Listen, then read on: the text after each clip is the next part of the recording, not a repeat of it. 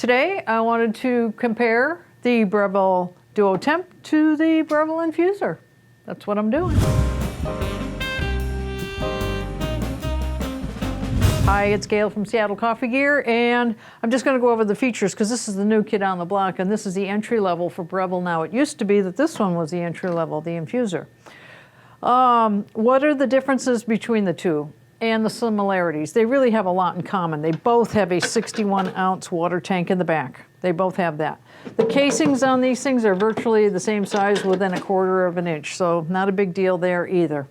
They both have the pressurized and non-pressurized baskets in the portafilter. So it comes with the 4 baskets, drip, drip, drip, stainless steel portafilter with the baskets, and the baskets are stored right down in this little goodie tray down here. That's the pressurized, and that's a pressurized. That's the non-pressurized. See the difference between them?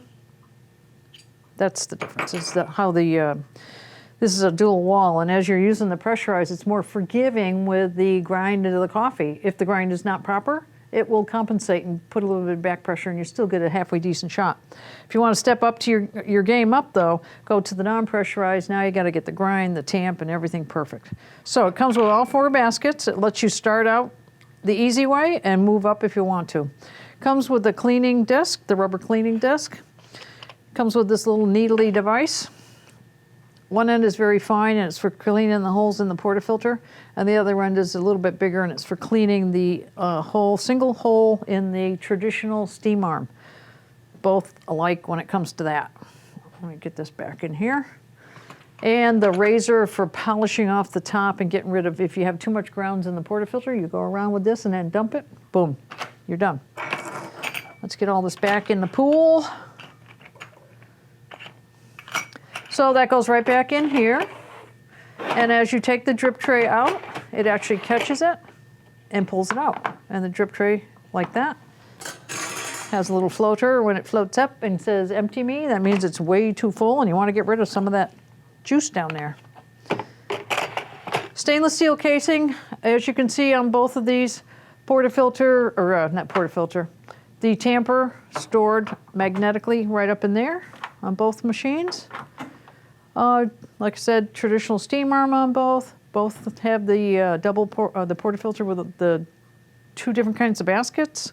They both dispense hot water or steam. This one here, you choose like this, and then you turn the knob to over here, and you'll either get steam or hot water. And then if you turn the knob the other way, you're going to get your brew, your shot. How does that differ on this one, on the Infuser?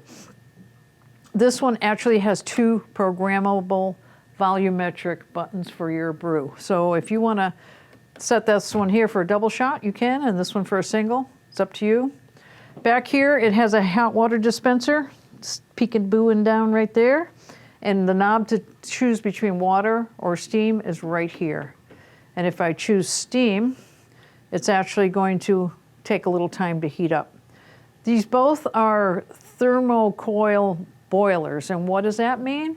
It's a mass of aluminum, and through it there is a coil, a chamber, you know, like a spiral, and it goes down.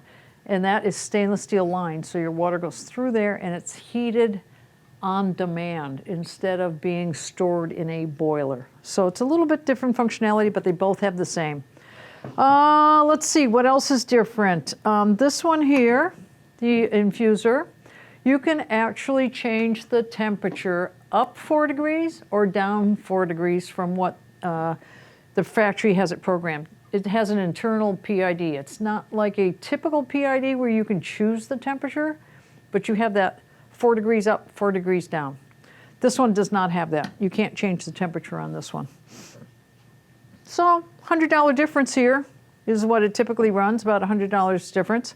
So you get the programming, the temperature, 4 degrees up, 4 degrees down, baskets, and the gauge on the front. You don't have the gauge on the front on this one.